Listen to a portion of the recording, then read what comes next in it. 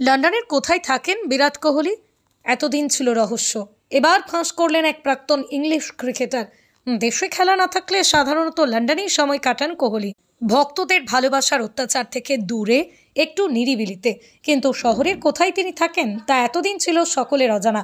সম্প্রতি এক লাইভ সাক্ষাৎকারে ইংল্যান্ডের প্রাক্তন ব্যাটার জোনাথন ট্রট বলেই ফেললেন, কোহলি এখন সেন্ট জনস উডে থাকেন না।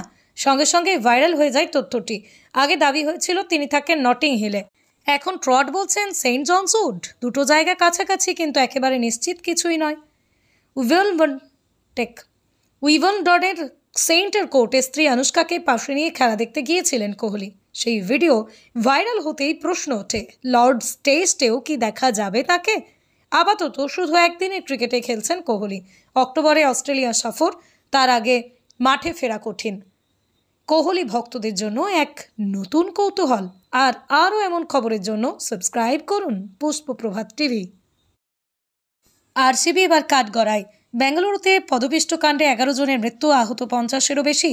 আর তার জন্যই দায়ী করা হয়েছিল কোহলির দল আরসিবিকে। কিন্তু এবার ক্যাট ট্রাইব্যুনালের সেই রিপোর্টের বিরুদ্ধে কর্ণাটক হাইকোর্টে আবেদন করল আরসিবি। তাদের দাবি, আমাদের বক্তব্য শোনা হয়নি, রিপোর্ট একতরফা।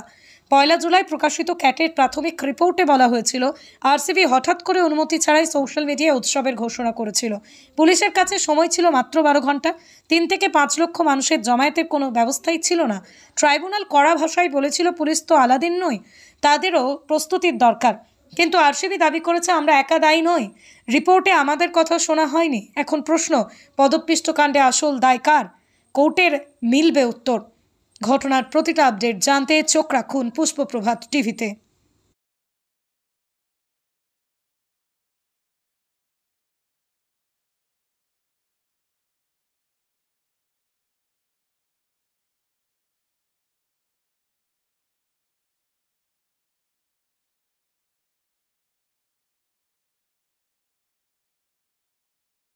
ক্যাপ্টেন কুল ধোনির নামে একটা আবেগ, আর সেই নামই এবার ঘিরে শুরু হয়েছে আইনি যুদ্ধ। ক্রিকেট প্রেমীরা যাকে ভালোবেসে রাখেন ক্যাপ্টেন কুল, সেই নামকে আইনিভাবে নিজের করে তুলতে ট্রেডমার্কের আবেদন করেছিলেন মহেন্দ্র সিং ধোনি। কিন্তু বাঁধ সাধল আইনি সংস্থা ক্যানলিজ অ্যাটর্নিজ অব ল। তাদের দাবি, ক্যাপ্টেন কুল কোনো একক ব্যক্তি নয়, বহু খেলোয়াড়ের ক্ষেত্রে ব্যবহৃত একটা সাধারণ শব্দবন্ধ। এমনকি এর আগেও এই ধরনের ট্রেডমার্ক নথিভুক্ত হয়েছে। তাদের বক্তব্য, শুধু জনপ্রিয়তার জোরে কোনো সাধারণ শব্দকে ব্যক্তিগত সম্পত্তি বানানো আইনসঙ্গত নয়। অন্যদিকে ধোনির আইনজীবীরা বলছেন, এই নাম বহুদিন ধরেই ধোনির পরিচয়ের অঙ্গ। তাছাড়া বিনোদন, খেলাধুলার জগতে এই ট্রেডমার্ক ব্যবহার করায় বিভ্রান্তির কোনো সুযোগ নেই। ট্রেডমার্কের যুদ্ধে কে জিতবে, ক্যাপ্টেন কুল ধোনি নাকি আইন? খেলার মাঠের বাইরেও ধোনির লড়াই জারি। চোখ রাখুন পুষ্পপ্রভাত টিভিতে। ক্যাপ্টেন কুল ধোনির নামে একটা আবেগ, আর সেই নামই এবার ঘিরে শুরু হয়েছে আইনি যুদ্ধ। ক্রিকেট প্রেমীরা যাকে ভালোবেসে রাখেন ক্যাপ্টেন কুল, সেই নামকে আইনিভাবে নিজের করে তুলতে ট্রেডমার্কের আবেদন করেছিলেন মহেন্দ্র সিং ধোনি। কিন্তু বাঁধ সাধল আইনি সংস্থা ক্যানলিজ অ্যাটর্নিজ অব ল। তাদের দাবি, ক্যাপ্টেন কুল কোনো একক ব্যক্তি নয়, বহু খেলোয়াড়ের ক্ষেত্রেই ব্যবহৃত একটা সাধারণ শব্দবন্ধ। এমনকি এর আগেও এই ধরনের ট্রেডমার্ক নথিভুক্ত হয়েছে। তাদের বক্তব্য, শুধু জনপ্রিয়তার জোরে কোনো সাধারণ শব্দকে ব্যক্তিগত সম্পত্তি বানানো আইনসঙ্গত নয়। অন্যদিকে ধোনির আইনজীবীরা বলছেন, এই নাম বহুদিন ধরেই ধোনির পরিচয়ের অঙ্গ। তাছাড়া বিনোদন, খেলাধুলার জগতে এই ট্রেডমার্ক ব্যবহার করায় বিভ্রান্তির কোনো সুযোগ নেই। ট্রেডমার্কের যুদ্ধে কে জিতবে, ক্যাপ্টেন কুল ধোনি নাকি আইন? খেলার মাঠের বাইরেও ধোনির লড়াই জারি। চোখ রাখুন পুষ্পপ্রভাত টিভিতে। শুভমানের ইনিংস দেখে বলেছিল, পরের ম্যাচেই 200 করব। আর তারপর এজবেস্টনে শুভমান গিলের ডাবল সেঞ্চুরি দেখে অনুপ্রাণিত হয় 14 বছরের বৈভব সূর্যবংশী। বলেছিল, পরের ম্যাচে 200 করব। তবে শেষ ম্যাচে সে থামল মাত্র 33 রানে। তবু ইতিহাস লিখে ফেলল এই কিশোর। 5 ম্যাচে মোট 355 রান, 29টা 6, 30টা 4, সিরিজের সর্বোচ্চ রান সংগ্রাহক এবং 52 বলে সেঞ্চুরি। যুব আন্তর্জাতিক ক্রিকেটে অন্যতম দ্রুততম। মাত্র 14 বছর বয়সেই যেভাবে ব্যাটিংয়ে আগুন ঝরাচ্ছে বৈভব, তা দেখে অনেকে বলেছেন, এটাই ভবিষ্যতের ভারতীয় ক্রিকেট তারকা।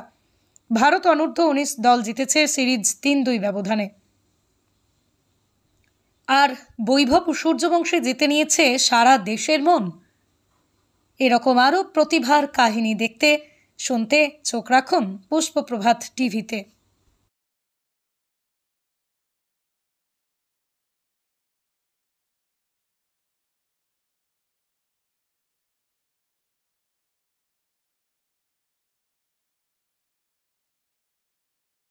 বিশ্বের সবচেয়ে দামি ক্রিকেট লিগ এখন আইপিএল 2025 সালে এক লাফেই 12.9% বেড়ে আইপিএলের বাজার মূল্য পৌঁছলো প্রায় 158,000 কোটি টাকায়।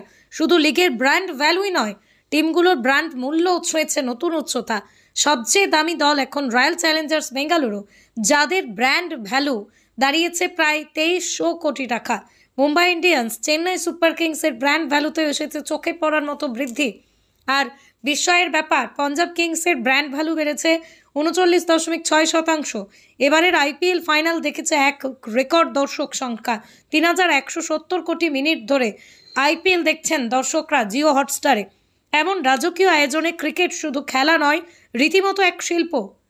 আরও এমন আপডেট পেতে চোখ রাখুন পুষ্পপ্রভাত টিভিতে।